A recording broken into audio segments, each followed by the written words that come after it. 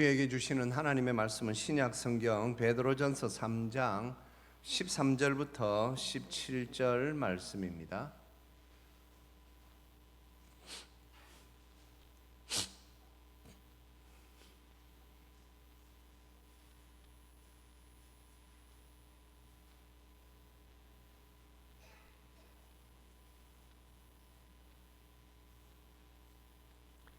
네, 저와 우리 성도님들 한 절씩 받들어 읽겠습니다. 또 너희가 열심으로 선을 행하면 누가 너희를 해하리요?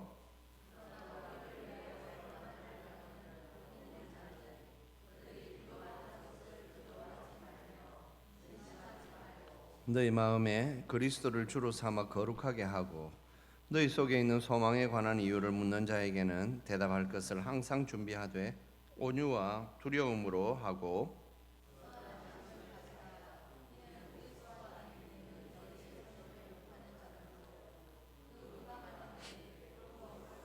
같이 읽습니다. 선을 행함으로 고난 받는 것이 하나님의 뜻일진데 악을 행함으로 고난 받는 것보다 나으니라. 아멘. 기도하겠습니다. 하나님 아버지, 은혜 감사합니다. 주님, 저희들이 예수님 믿고 하나님께서 주시는 그 예수 십자가의 보혈로 죄 씻음 받아 저희들이 하나님의 은혜 가운데 새로운 삶을 살게 하시니 감사합니다. 주여, 저희들이 그 예수님의 그 십자가의 보혈을 늘 기억하고 살아가는 자들 되게 하여 주시옵소서. 하나님께서 그 은혜로 부어주신 하늘의 신령한 것들이 우리 속에 너무나도 많은데 주여, 그것들을 저희들이 다 기억하고 살게 하여 주시옵소서. 감사드리오며 우리 주 예수 그리스도의 이름으로 기도합니다. 아멘. 네, 성도님들, 우리 사람들은 각자 그 속에 있는 것이 나타난다 그러지요. 그래서 참 우리 민족도 보면 아픔이 얼마나 많습니까? 그래서 우리 민족의 이렇게 정서를 가만히 보면 시대별로 많이 다르다 그러지요. 인사도 많이 다릅니다. 시대별로 인사가 다릅니다. 요즘 사람들은 만나서 밥 먹었냐고 인사하는 사람 아마 거의 없을걸요. 그죠? 그런데 70년대, 80년대만 해도 그때까지만 해도 그 인사가 흔했습니다. 식사하셨습니까? 밥 잘 샀습니까? 왜요? 너무 못 사는 그 시대를 우리가 지냈기 때문이죠. 그리고 또 부모님들도 그때는 참 안타까웠어요. 자녀들이 참 똑똑한데 야, 우리 자녀들 내가 조금만 더 밀어주면 좋겠는데 그게 안 되니까 막 부모님들이 막 화가 납니다. 그래서 특별히 참 우리 말이죠, 어른들은 말이죠, 이 속과 겉이 달라요. 말하는 게 좀 달라요. 좋은데도 막 안 좋게 나오고 그렇게 합니다. 그러나 그것이 왜 그럴까요? 속이 상해서 그런 것이지요. 속이 상해서. 성도님들, 우리는 예수님을 믿는 사람들입니다. 하나님의 자녀들입니다. 그래서 이제 우리는 달라진 삶을 사는 사람들이 되었습니다. 속에 있는 게 나온다고요. 우리 예수님께서 누가복음에서 그래서 이런 말씀을 하셨습니다. 선한 사람은 마음에 쌓은 선에서 선을 내고 악한 자는 그 쌓은 악에서 악을 내나니 이는 마음에 가득한 것을 입으로 말함이니라. 그렇습니다. 마음에 뭐가 가득하냐 이것이죠. 마음에 뭐가 가득하냐. 성도님들, 마음에 거룩한 것이 있으면 거룩한 것이 나옵니다. 마음에 경건한 분들은 경건한 말이 나옵니다. 좀 그런 면에서 저는 우리 말이죠, 지금 이 시대를 살아가는 우리 성도들이 우리 과거에 우리 이 선조들이 가졌던 신앙들 가운데 조금 좀 잘 이어갔으면 하는 것들 있습니다. 아직까지도 보면 말이죠, 우리 성도님들 가운데 다른 집에 방문했을 때 이렇게 잠시 기도하는 성도님들이 있습니다. 제가 지난주에 설교했던 내용처럼 주님의 말씀 그대로 하는 것이지요. 그 가정에 가서 평안을 빌고 하나님, 이 가정이 하나님의 은혜로 충만하게 하옵소서. 근데 보니까 이것도 말이죠, 점점 사라지는 것 같아요. 성도님들, 우리는 좀 그러지 맙시다. 얼마나 좋습니까? 누군가에게 어느 집에 방문했을 때에 예수님의 말씀처럼 그 가정에 평안을 비는 거, 특별히 예수의 하나님의 평안을 비는 거 얼마나 좋은 일입니까? 우리 이런 신앙은 좀 계속 이어가도록 하십시다. 결국 그것도 우리 마음에 뭐가 있느냐라는 것이죠. 결국 우리도 우리 마음에 그 예수님의 가르침이 있느냐, 하나님의 말씀이 있는 사람들은 다른 집에 가면 그렇게 기도하는 것이고, 이제 그런 것이 조금 이렇게 사그러든 사람들은 못하는 것 아니겠습니까? 오늘 베드로 사도가 예수님 생애, 예수님 가장 가까이에서 예수님 곁에 있었던 대사도, 수제자라고 그러지요. 베드로 사도가 남긴 말씀을 우리가 오늘 듣습니다. 오늘 베드로 사도는 그 당시에 흩어져 있는 초대교회 성도들 굉장히 힘들었거든요. 우리나라 사람들도 한때 전도하면 그런 말 했죠. 신앙이 밥 먹여주냐? 왜? 먹고 살기도 바쁜데 지금 교회 갈 그게 어딨냐? 우리나라도 그랬는데 과거 약 2000년 전 초대교회 때는 더 심했겠죠. 맞습니다. 더 심했습니다. 이게 말이죠, 사방팔방에서 다 이 그리스도인들을 공격해야 되니 그 당시 그리스도인들이 얼마나 힘들었는지 모릅니다. 그럼에도 꿋꿋하게 살아가는 성도들이 많이 있었습니다. 왜 그럴까요? 성도님들, 저는 이 신앙생활을 하고 난 뒤에 참 이 한 장의 그림을 굉장히 제가 말이죠, 지금까지 봤던 어떤 그림보다 사파, 한 컷이라고도 말할 수 있겠죠, 가장 대단하다라고 생각하는 그림이 있습니다. 한번 올려봐 주세요. 잘 아시죠? 내 마음의 주인이 누구인가? 내 마음의 로드십, 소유권을 누가 가지고 있는가 하는 그림이지요. 우리 성도님들 보시기에 왼쪽에 있는 그림 보면 말이죠, 의자가 하나 있는데 그 의자에 누가 앉아 있습니까? 내가 앉아 있습니다. 이 사람은 어떤 사람이라는 거죠? 내가 나의 주인인 사람, 소유권이 나에게 있다라는 것이죠. 그리고 예수님의 십자가는 보니까 저 밖에 있네요. 성도님들, 교회를 다니면서도 아직까지 이 내 인생의 소유권을 내가 가지고 있는 사람들 그럴 수 있습니다. 하지만 오늘 분명히 베드로 사도의 이 말씀에 너희 마음에 그리스도를 주로 삼아라 라는 이 말씀을 우리가 기억해야 됩니다. 그리고 또 오른쪽에 있는 이제 그림을 보시면 예수 그리스도가 나의 주인인 사람이 있습니다. 또 저 의자는 마음의 보좌지요, 마음의 의자지요, 마음이지요. 그 마음의 의자에 예수님의 십자가가 있습니다. 예수님이 앉아 계시죠.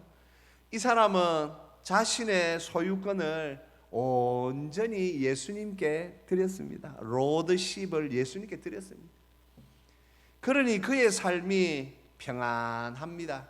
그래서 주위에 보면 말이죠, 일정한 이렇게 이 삶들이 이렇게 딱 체계적으로 잘 되어져 있습니다.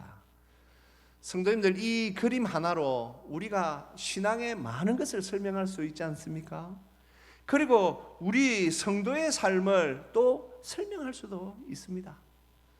성도님들은 지금 이 두 그림 중에 나는 어떤 그림에 지금 어떤 그림으로 살고 있는가? 내 마음의 보좌에 내가 앉아 있는가? 내 마음의 보좌에 내가 나의 삶의 모든 주권을 예수님께 드려서 예수님이 내 마음의 보좌에 앉아 있는가? 성도님들, 이 그림을 오늘 사진 찍듯이 좀 탁 찍으십시오. 머릿속에 찍으시고, 이 그림은 우리가 천국 가는 그날까지 이 그림을 가지고 실험해야 합니다. 어떤 날은 예수님께 내 마음의 보좌를 잘 내어드려서 잘 살다가도 뭔가가 조금 말이죠, 어렵고 힘든 일이 있으면 어느샌가 주님 잠깐만 좀 내려오세요. 제가 지금 좀 급하거든요. 그러면서 내가 말이죠 또 막 마음대로 하려고 하는 그런 일들이 있단 말이죠. 그러니 언제나 이 평정심, 로드십, 나의 인생의 소유권을 이제 한번 주님께 딱 드리고 나면 내가 다시는 되찾아오지 아니하고 정말 저 그림처럼 안정된 삶을 살아가리라. 성도님들, 오늘 저와 우리 모두가 참 이 그림처럼 안정된 삶을 살아갈 수 있기를 주님의 이름으로 축복합니다. 성도님들, 이렇게 되면 마음이 달라집니다. 소유권을 이제 말이죠 딱 주님께 드리고 나면 삶이 달라지는데 왜 달라지냐면 마음이 달라집니다. 사람들이 그런 말 하지 않습니까? 마음먹기 달렸다. 그렇습니다. 마음먹기 달렸습니다. 그러나 우리는 조금 더 신앙적으로 말이죠 마음먹기에 달린 것보다 내 마음의 소유권을, 내 인생의 소유권을 주님께 드리면 내 마음이 확 달라집니다. 그래서 사도 바울께서 고린도후서에서 누구든지 그리스도 안에 있으면 이제 새로운 피조물이라. 예, 이제 우리가 옛것은 지나가고 새것이 되었도다라고 우리에게 그렇게 권면하고 있지 않습니까?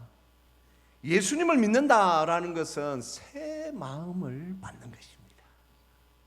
그래서 이미 구약 성경에 에스겔 선지자가 우리에게 이렇게 말하고 있지 않습니까? 너희들 하나님의 성령이 너희에게 임하시면 돌같이 딱딱한 마음이 살과 같이 부드러운 마음으로 변하리라. 예, 우리 마음이 변한답니다. 마음이 변한답니다. 성도님들, 우리가 예수님의 마음을 가지고 살면 인생 살만합니다. 그런데 내가 살려고 하면 이 인생은 언제나 광야입니다. 예. 예수님의 마음으로 좀 한번 살아보려고 하는 거 얼마나 중요하겠습니까? 앞서 말씀드린 것처럼 2000년 전 이 초대교회 성도들의 삶은 말이죠 사방팔방, 심지어는 자기 가족들까지 자기들을 말이죠 막 대적하고, 심지어는 말이죠 막 재산을 막 빼앗고 쫓아내고, 예? 그런 일들이 얼마나 많았는지 모릅니다.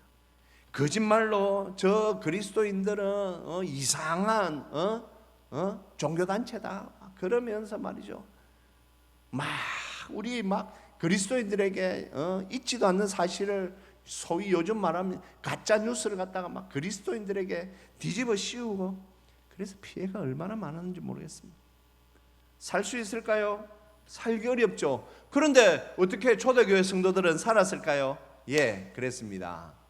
그들의 마음의 보좌에 예수님을 모시고 살았습니다. 그러니 마음이 탁 달라졌습니다. 달라진 마음은 이 세상을 살아가기에 충분했습니다. 그렇다면 성도님들, 우리는 지금 뭐 교회 다닌다고 핍박하는 일도 없고 한데 우리는 그러면 이 말씀을 어떻게 이해해야 할까? 성도님들, 저는 오늘 싸움 하나를 오늘 우리 성도님들께 제안합니다. 나와의 싸움. 왜 내가 나와 싸워야 합니까? 성도님들, 내가 나와 싸워야 하는 이유는 아직까지도 우리가 덜 거룩하기 때문입니다. 주위에서 여러분들 향하여서 야, 저 사람은 완전 예수쟁이야, 저분은 말과 행실이 정말 예수님 같아, 그런 소리를 들으시는 분이 계시다면 뭐 괜찮은데, 아직까지 내가 그런 소리를 들어보지 못했다 한다면 오늘 한번 우리가 이 말씀을 가지고 내가 무엇을 나와 싸워야 되겠는가 한번 고민해 보십시다. 아직까지 우리는 우리 속에 많은 다스려지지 않는 많은 것들이 있지 않습니까? 저는 신앙생활에서 가장 중요한 것 중에 하나가 나로 말미암아 내 주위의 사람들이 함께 행복한 것, 저는 이것을 굉장히 가치 있게 생각합니다. 나로 말미암아 내 주위에 있는 사람들이 행복한 것 얼마나 좋습니까? 나의 사랑과 나의 섬김으로 내 주위에 있는 사람들이 편안하다. 나의 삶과 나의 섬김으로 내 가족들이 편안하다. 성도님들, 우리 민족은 짧은 시간 안에 많은 것들을 경험해 봤습니다. 제 어릴 때만 해도 제가 간혹 그런 말씀 드리지 않습니까? 밤만 되면요, 한 7시, 8시쯤 되면요, 이쪽 저쪽 집에서 말이죠, 장독 깨지는 소리와 함께 싸우는 소리들이 동네에 얼마나 많았는지 모릅니다. 이렇게 이제 초저녁까지 놀고 있으면 이제 어른들이 일자리에서 돌아옵니다. 돌아오는데 동네 이씨 아이씨가 보니까 술이 이만큼 돼가 와요. 그러면 우리 아이들끼리 그럽니다. 아이고, 오늘 또 저 집 또 오늘 난리 나겠네. 왜? 애들이 아는 겁니다. 왜냐하면 그 아저씨는 술만 먹고 오면 그 집안 다 때려 부수거든요. 제가 한 번씩 요 중앙시장 요 밑으로 이렇게 다니다가 보면 낮부터 술에 막 취해가지고 막 있는 분들 보면 제 마음이 막 그렇게 설렁설렁해요. 아이고, 낮부터 저리 술 드시고 집에 가면 가족들이 편안하겠나? 막 그것만 생각하면 어릴 적에 말이죠, 막 그런 생각이 드는 거예요. 성도님들, 우리가 예수님 믿고 내가 예수님 믿었다라는 것만으로 내 가정에 내 가족들이 편안하고 행복하게 살 수 있는 거, 이거 얼마나 좋은 것 아닙니까?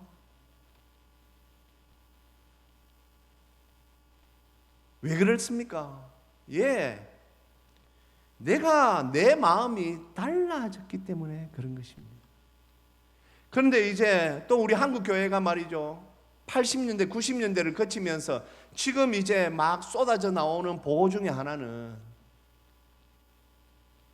80년대, 90년대, 70년대 교회 다녔던 그 많은 분들이 자신과의 이 싸움을 제대로 하지 않아서 자녀들의 교육을 다 놓친 그런 것들이 지금 많이 보고되고 있습니다.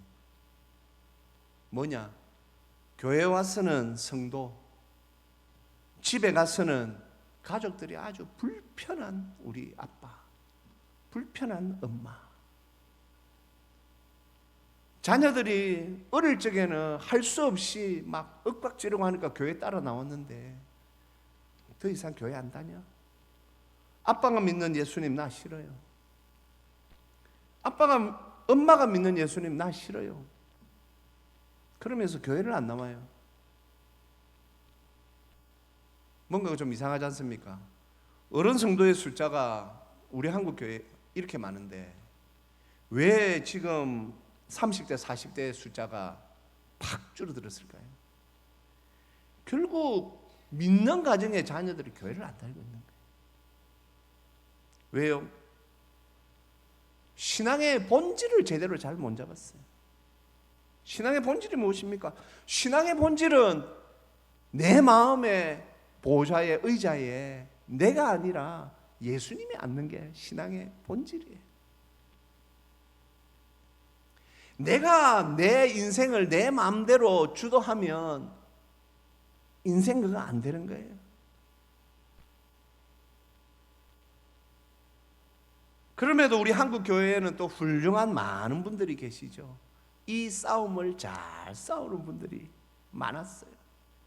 열심히 싸웠어요. 그래가지고 변화됩니다.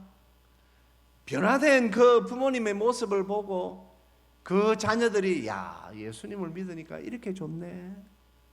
저 이웃에 교회 안 다니는 집은 보니까 맨날 엄마 아빠가 싸움하고 하는데 우리 집에는 엄마 아버지가 항상 우리를 위하여 희생하시고 우리를 사랑하시고 하는 거, 야, 이거 참 너무 좋다. 아이들이 압니다. 그래서 사도 바울께서 갈라디아서 5장에서 이런 말씀으로 우리에게 권면까지 하고 있지 않습니까? 우리 같이 읽겠습니다. 내가 이르노니 너희는 성령을 따라 행하라. 그리하며 육체의 욕심을 이루지 아니하리라. 아멘. 성도님들, 우리는 할 수 없습니다. 우리는 예수님 믿고 죄 사함 받아 거듭났지만 우리는 여전히 죄악된 육신을 입고 있기 때문에 우리는 아직까지도 성질이 있고 죄악된 그 본성이 우리 안에 있습니다. 그래서 성령님을 따라 살지 않으면 언제나 육체의 욕심이 막 우리 안에서 올라옵니다. 육체의 욕심은 사람을 힘들게 합니다. 육체의 욕심은 사람을 힘들게 하고 어렵게 합니다. 주위 사람들을 어렵게 합니다. 하지만 성령을 따라 행하는 사람들은 그런 삶을 살지 않습니다. 왜요? 주님 눈치를 보거든요. 내 마음에 내가 주인인 사람은 눈치 볼 거 없어요. 내가 주인인데 무슨 눈치를 봅니까? 하지만 내 마음에 예수님이 주인인 그 성도는 예수님의 눈치를 봅니다. 예수님이 기뻐하실까? 혹 성질을 한번 버럭 냈더라도 돌아볼 줄 알지요. 밤에 자기 혼자 가만히 있는데, 야, 오늘 내가 성질 잘못 부린 것 같네. 아이고, 우리 아이들한테 내가 오늘 잘못한 것 같네. 오늘 직장에서 누구에게 내가 그렇게까지 할 필요 없었는데.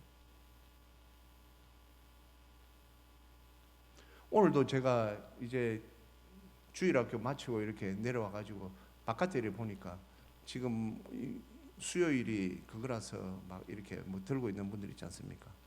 제가 이렇게 나갔는데 거기 계신 분들이 안녕하세요 인사를 했어요. 근데 제가 막 그때 뭐 주위에 이렇게 본다고 인사를 저도 상냥하게 못 받았어요. 그리고 밖에 나갔다가 들어오는데 이건 좀 아닌 것 같네. 그래가지고 제가 목양실에 들어가고 음료수 2개를 들고 예, 수고합니다. 아주 잘했다고 생각합니다. 성도님들, 우리는 항상 그렇습니다. 목사인 저도 순간 말이죠, 뭐 잠깐 일하다가 보니까 그걸 놓쳤는데 그때 마음에 아유, 저 중앙교회 뭐 목사인지 아닌지 그 사람들 정확하게 몰라도 사람들이 묵뚝뚝하니 그런 소리 하면 어떻겠노? 그 마음 딱 들더라고요. 그렇지 않습니까? 성도님들, 우리는 예수님을 믿음으로 말미암아 우리의 마음이 달라졌습니다. 우리가 노력한다고 달라지는 게 아닙니다.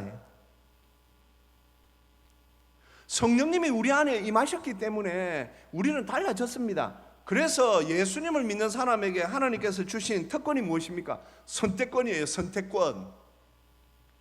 우리는 선택할 수 있습니다. 내가 성질 계속 낼 것인가? 내가 내 주위의 사람들을 불편하게 할 것인가? 아니면 내가 저들에게 잘 대할 것인가? 선택권이 나에게 이제 주어졌습니다. 그래서 오늘 베드로 사도가 우리에게 이 마음에 이제 예수님을 주인으로 모신 사람에 대한 것, 선한 양심을 가지라. 성도님들, 여기서 말하는 선한 양심은 성령으로 거듭난 마음을 말합니다. 불신자들은 선한 양심을 가질 수 없어요. 자기들이 말할 때는 그냥 뭐 착하고 그거는 그 세계에서지. 성경에서 말하는 선한 양심은 예수님을 영접한 사람들만 가질 수 있습니다. 선한 양심을 가져야만 하나님 앞에서 우리가 선하게 살려고 하는 그 삶이 가능합니다. 하나님을 믿는 성도들에게 하나님께서 주신 마음입니다. 그래서 히브리서 기자는 히브리서 13장에서 이렇게 권면하고 있습니다. 우리 같이 읽겠습니다. 우리를 위하여 기도하라. 우리가 모든 일에 선하게 행하려 함으로 우리에게 선한 양심이 있는 줄을 확신하노니. 아멘. 보십시오. 선한 양심이 우리에게 있다니까요. 그렇다면 우리는 이 선한 양심을 가지고 살아야 합니다. 선한 양심을 가지고 있는 사람들은 고의적인 불순종을 피합니다. 하나님 말씀대로 살려고 애를 쓰지요. 선한 양심을 가지기를 자꾸 애쓰지 않는 사람은 자꾸 지었던 죄를 또 짓습니다. 하지만 선한 양심, 성령으로 거듭난 양심, 마음을 가진 성도는 이 고의적인 불순종도 자꾸 피하려고 합니다. 그리고 자신에게 자기가 이건 잘못되었다 싶으면 언제든지 돌이키고 회개합니다. 이런 선한 양심을 가지게 하는 것이지요. 일본 교회 이야기 중에 이런 이야기가 하나 있습니다.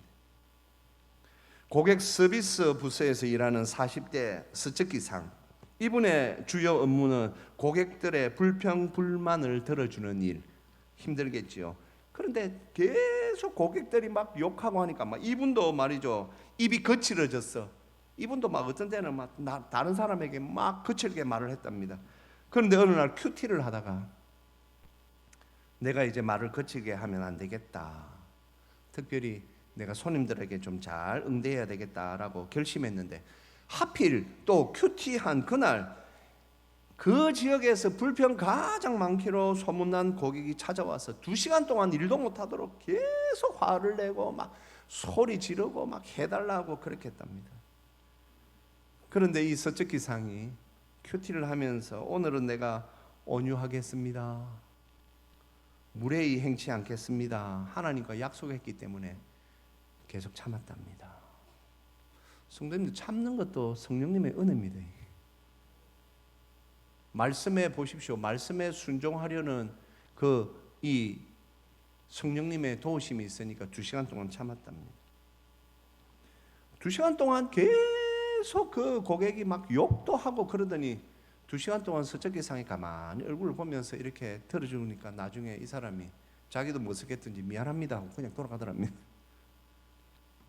그러고는 이 사람이 이 서적기상이 일하는 그 회사 본사에다가 전화를 해가지고, 야, 오늘 지점에 당신네 회사에 막 희한한 기가 막힌 사람이 있다, 난 그 사람을 칭찬하고 싶다 하면서 그렇게 본사에 이 사람이 심지어는 전화까지 했답니다. 뭐 그 뒤에도 있지만 성도님들, 대단하지 않습니까? 자기 자신과 싸워서 이긴 사람. 성도님들, 어떤 면에서 우리는 우리 자신과 계속 싸워야 하는 사람들입니다. 싸우지 않으면 선한 것이 나오지 않습니다. 내가 내 자신과 싸우지 않으면 온유함, 겸손함 나오지 않습니다. 동의하십니까? 동의하십니까? 그런 면에서 우리는 싸워야 합니다. 그런 면에서 영적인 성령의 칼을 들고 나 자신과 싸워야 합니다. 그래서 어떤 분이 조금 살벌하지만 혈화금이라는 칼을 우리 성도들은 쥐고 있다. 뭐냐? 우리는 칼 앞은 마귀를 향하여 찌르고 칼 손잡이 뒤에 있는 칼은 나를 찔러야 된다. 좀 살벌하지만 너무나도 영적으로 분명하지 않습니까? 우리는 우리 자신을 찔러야 돼. 그래야만 우리 자신을 쳐서 복종시킬 수가 있어. 이렇게 말하는 것이지요. 오늘 이 말씀을 듣는 저와 우리 모두가 선한 양심, 성령의 말이죠, 은혜로 거듭난 선한 양심을 가진 성도로, 하나님, 저도 저와 좀 처절히 싸우도록 하겠습니다, 결심할 수 있기를 주님의 이름으로 축복합니다.